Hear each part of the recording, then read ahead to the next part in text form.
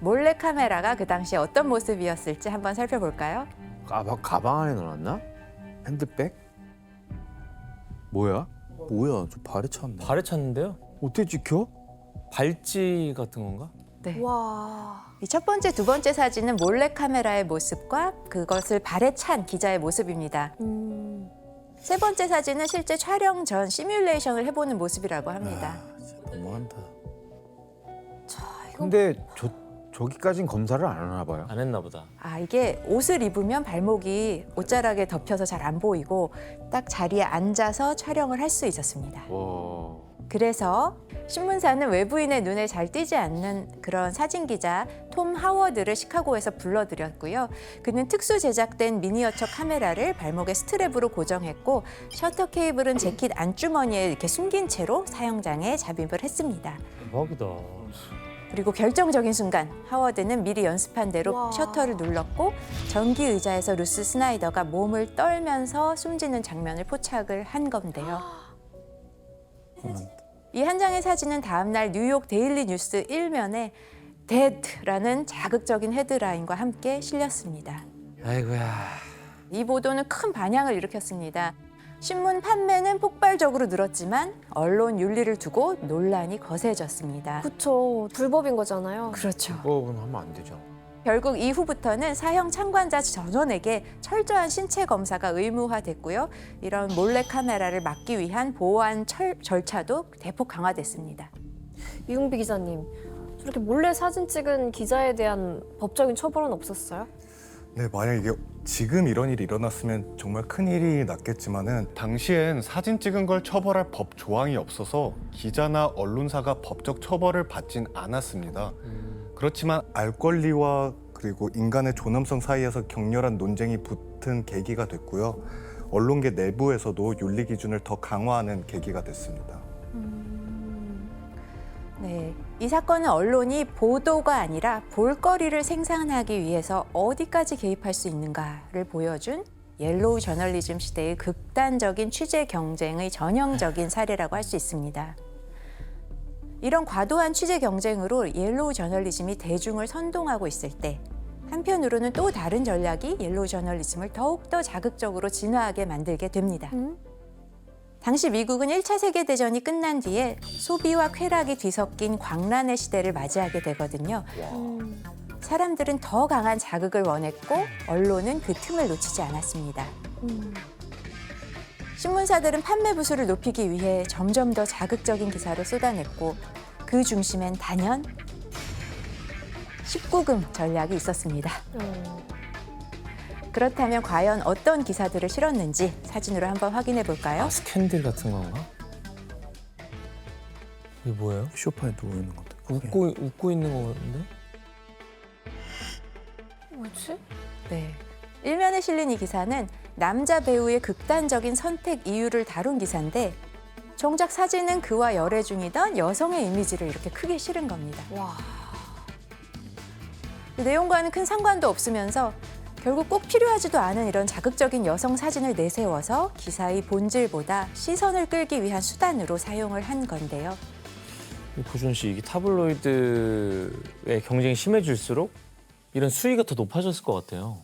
네, 맞습니다. 타블로이드는 시간이 갈수록 더 자극적이고 저속한 방향으로 진화를 하는데요. 선정성과 충격을 무기로 삼았고 일면의 사진들의 수위는 점점 높아졌습니다.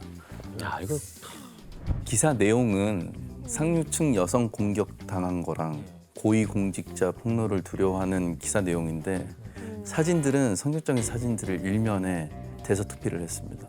그 연관이 없는 자극적인 사진으로 일단 어그로를 끄는 거네요. 네, 맞습니다. 네.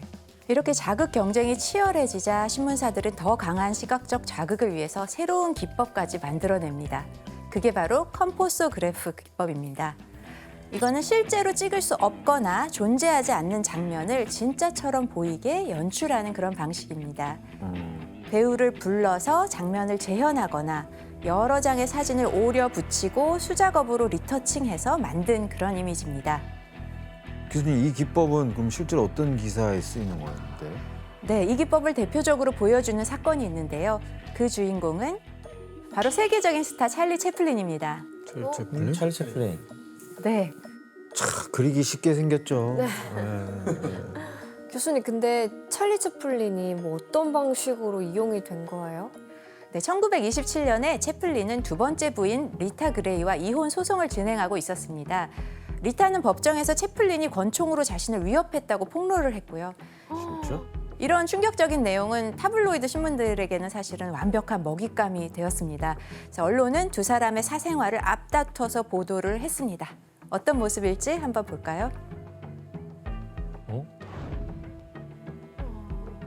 네, 이걸 보면 채플린이 분노한 표정으로 리타에게 총을 겨누는 장면, 또 리타가 겁에 질린 모습으로 피하는 장면이 극적으로 합성이 돼서 이렇게 크게 일면에 실린 건데요.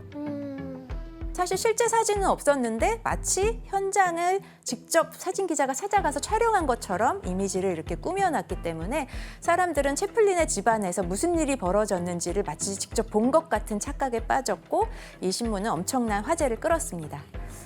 이런 가십성 사진 연출을 위해서 심지어 신문사 기자들이 재현 배우로 동원이 되기도 했다고 합니다. 와. 이때부터 뉴스는 단순한 정보가 아니라 소비하는 즐길거리가 되었고 언론은 사람들의 여가와 욕망을 채우는 또 하나의 산업이 되었습니다. 와. 이렇게 옐로우 저널리즘이 자극과 흥미 위주로 흘러가면서 신문사들은 점점 더 독자의 눈길을 끌 수 있는 기사거리를 갈구하게 됩니다. 결국 기자들 스스로가 탐사보도라는 이름 아래 더 강하고 충격적인 이야기를 캐내려 하기 시작한 건데요.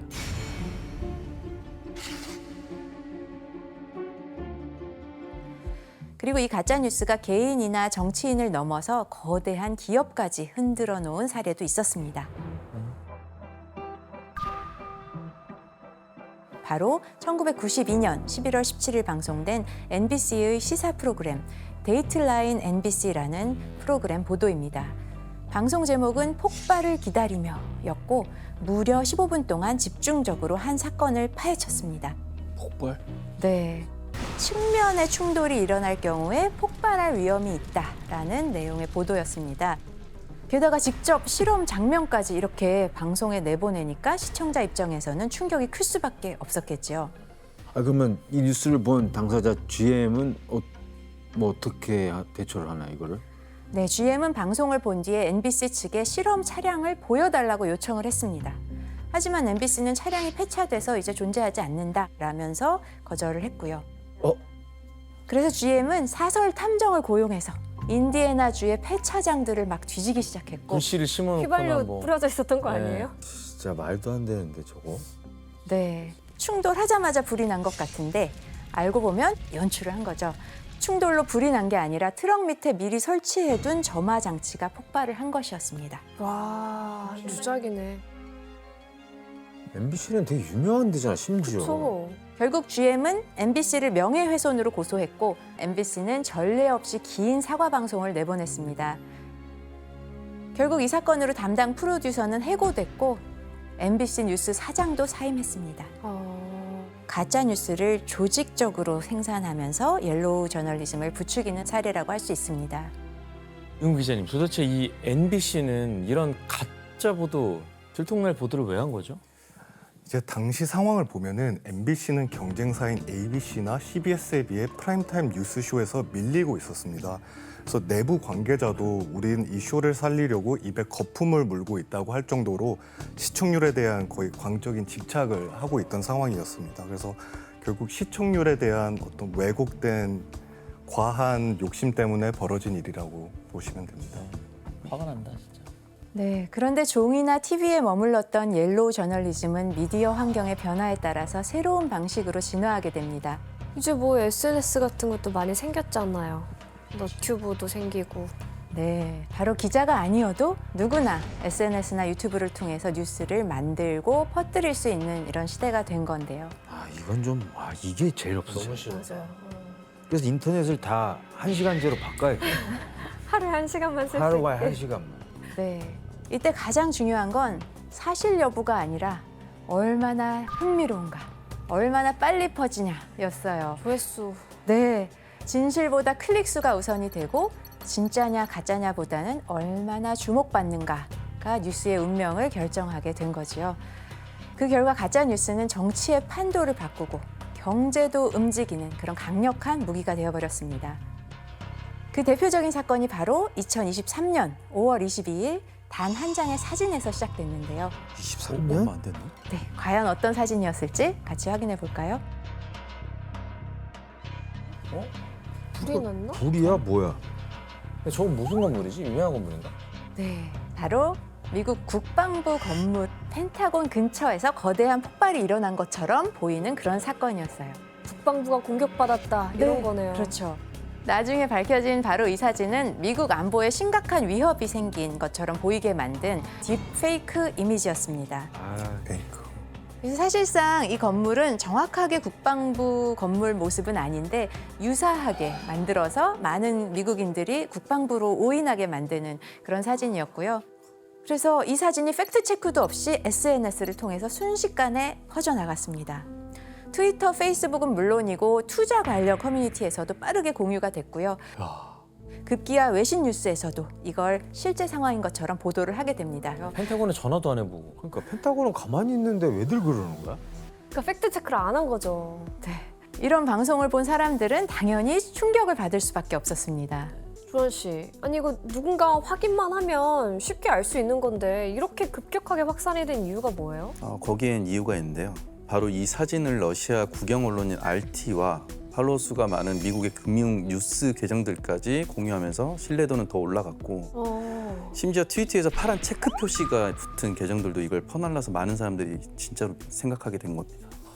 인터넷 시간제를 강력히 추천합니다. 이런 사진이 온라인상에서 퍼지니까 순식간에 영향을 받은 것이 있었죠. 주가. 주식.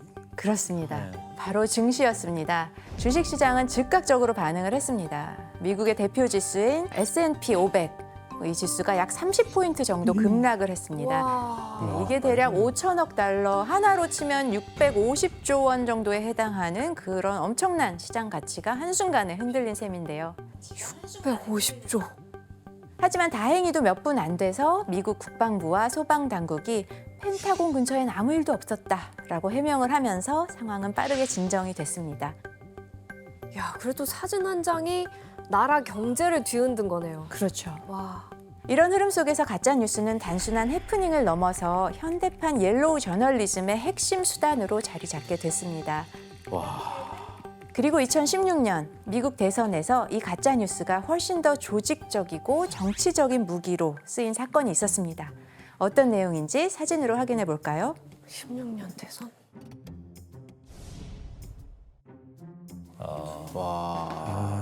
진짜 이제 교양까지. 그럴 리가 없는데. 네. 한 극우 가짜 뉴스 사이트가 교황이 트럼프만이 미국을 기독교 국가로 되돌릴 수 있다고 말했다라는 기사를 내보냈고 이 허위 보도가 수백만 회 이상으로 공유가 된 건데요. 이후 팩트체크 사이트와 바티칸이 곧 부인을 했지만 이미 엄청나게 공유가 되고 엄청난 여론을 형성한 후였죠. 이웅 기자님, 이 정치적 목적의 가짜 뉴스 때문에 또 이렇게 피해도 받지만 연예인도 피해를 봤다면서요? 네, 저희가 잘 아는 연예인인데 바로 톰 행크스입니다. 톰 행크스가 전자발찌를 차고 있어 소아성애 혐의로 수사를 받고 있다는 소문이 돈 건데요. 사진 보시면 어떤가요? 저쪽만 약간 좀 뭐 들어있는 것처럼 보이네요. 그냥 접힌 것 같은데요?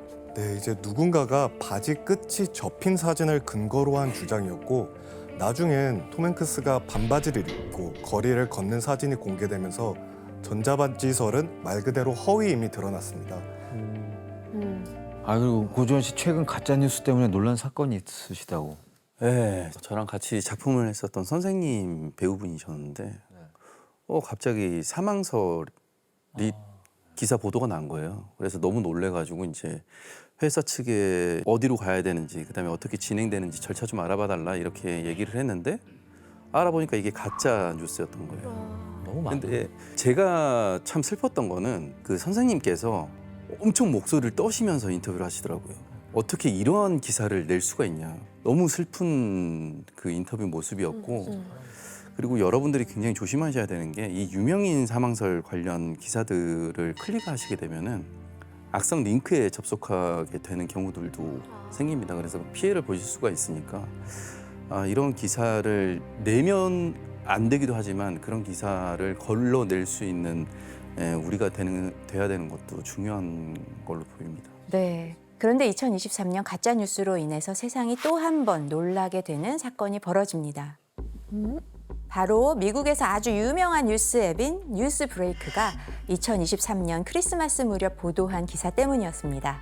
뉴스 브레이크 나도 자주 봤어. 뉴저지 브리지턴에서의 즐거운 크리스마스 축제가 올해는 비극적으로 중단됐다.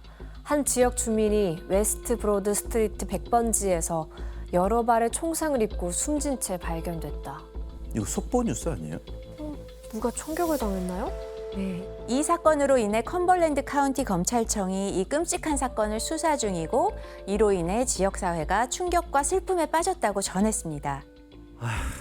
그런데 이 뉴스 역시 가짜였습니다. 왜 이딴 짓을 하는 거야 도대체? 왜? 뉴저지 경찰은 그날 총격 사건은커녕 비슷한 사건도 없었다라고 반박을 했습니다.